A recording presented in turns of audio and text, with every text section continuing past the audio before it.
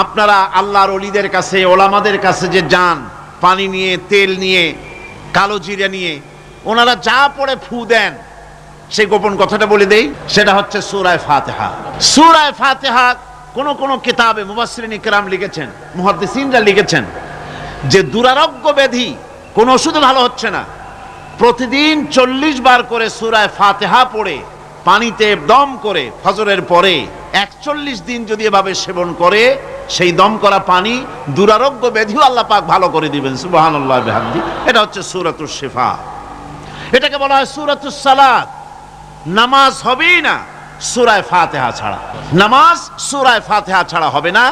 এই জন্য লা সালাতা লিমান লাম ইয়াকরা বিফাতিহাতিল কিতাব, হাদিস শরীফে এসেছে সূরা ফাতিহা ছাড়া নামাজ শুদ্ধ হবে না, নামাজ জায়েজ হবে না। সেই জন্য এটার নাম হচ্ছে সূরাতুস সালাত। কোরআনে কারীমের এই সূরাটি, এটাকে হযরত পীর সাহেব কেবলা একটি আয়াত তেলাওয়াত করে বলেছেন সাবউল মাসানি।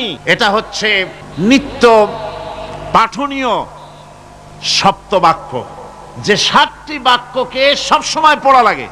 তার মানে হচ্ছে যে ব্যক্তি নামাজ পড়ে 5 ওয়াক্ত 24 ঘন্টার ভিতরে সূরা ফাতিহা একেবারে কম করেও যদি হয়, তাহলে 40 বার এই সূরা 24 ঘন্টায় নামাজি ব্যক্তিকে পড়তে হয়। এই জন্য সবসময় পাঠনীয় এই সূরাটি।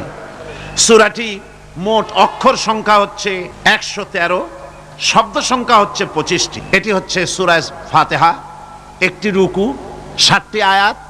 নাজিলের অবতীর্ণ হওয়ার স্থান হচ্ছে মক্কা আল মুকাররমা। রাসূল করিম সাল্লাল্লাহু আলাইহি ওয়াসাল্লামের মক্কি জিন্দেগিতে সূরাটি অবতীর্ণ হয়। শুরু হচ্ছে সূরা ফাতিহা।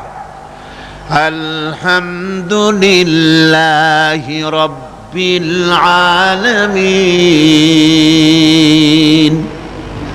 সূরা ফাতিহা আমি বলি এটি যেন একটি অভিনন্দন পত্র।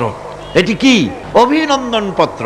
বান্দা দিচ্ছে তার রবকে, রবের ভাষায় শেখানো অভিনন্দন পত্র বান্দা তার রবকে প্রকাশ করছেন, দিচ্ছেন। অভিনন্দন পত্রে 3টা জিনিস থাকে, আপনারা লক্ষ্য করে শুনলে বুঝতে পারবেন ইনশাআল্লাহ।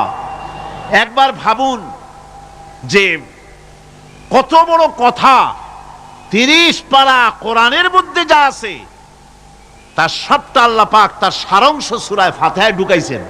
তাহলে এটা জিনিসটা কি, এটা বুঝতে হবে এবং সেই ধরনের অন্তর নিয়ে, মন নিয়ে বসতে হবে আর বুঝতে চেষ্টা করতে হবে। আমি ধীরে ধীরে আপনাদের সামনে পেশ করব ইনশাআল্লাহ, বিইজনিল্লাহ, বিমাশিয়াতিল্লাহ, বিফদলিল্লাহ।